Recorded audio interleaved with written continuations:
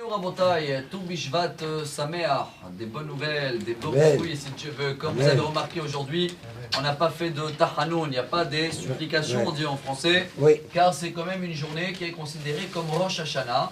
Sort pas pour nous, peut-être pour les arbres, mais ça change quoi? Il y a une Gemara, en fait c'est une Mishnah au début de Rosh Hashanah, et là-bas il y a un grand débat entre Beth Shammai et Beth Hillel. Quand on doit fêter l'anniversaire des arbres, est-ce que c'est le 15 Shvat comme aujourd'hui ou le 1er Shvat? Shammai, 1er Shvat, pourquoi? C'est le début du mois. Comme nous on est jugé Rosh Hashanah, alors les arbres on commence à voir le résultat aujourd'hui. Bon, l'amandier c'est dans l'exemple, vous allez voir qu'il y a des fleurs. Alors c'est normal que c'est au début du mois, car toujours entre le 1er et le 15, c'est des journées de rigueur dans le mois. On commence d'abord par la rigueur. Beth Hillel il dit non. Il vaut mieux de laisser la date de cette fête aujourd'hui au 15, comme toutes les grandes dates dans le calendrier hébraïque. Il n'y a que Rosh Hashanah qui est au début du mois. Car Hillel, toujours à partir du 15 du mois, full moon, il y avait un full moon hier soir, la lune pleine, toujours les derniers 15 jours, c'est des journées de bonté. Pour cela que nous, la halakha pour nous, c'est comme Beth Hillel.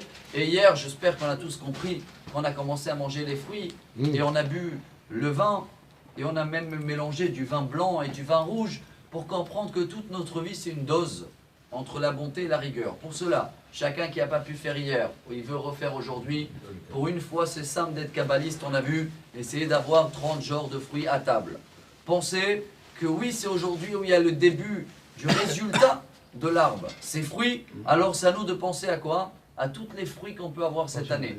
Les fruits, ça commence par les enfants, l'éducation.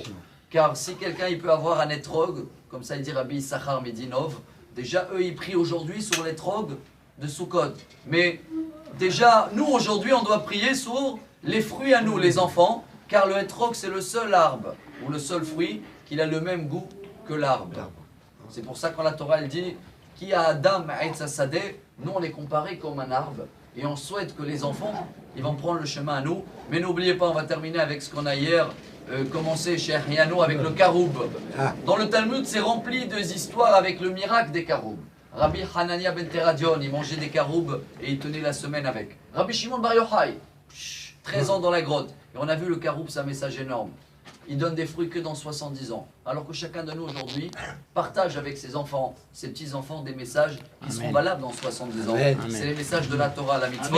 Et comme ça, cette fête de Toubishvat aujourd'hui, ce mélange entre ceux-là qui veulent boire 4 verres de vin, ça aussi, s'il y en a dans la Kabbalah, un seder, et ils font comme le seder de Pessah, qui mélange, on dose toujours la bonne bonté, la rigueur, et comme ça, Bezrat Hashem, comme Toubishvat a influencé les arbres pour avoir des bons fruits, nous aussi on va avoir des excellents fruits. Bonne journée, Chag Sameach.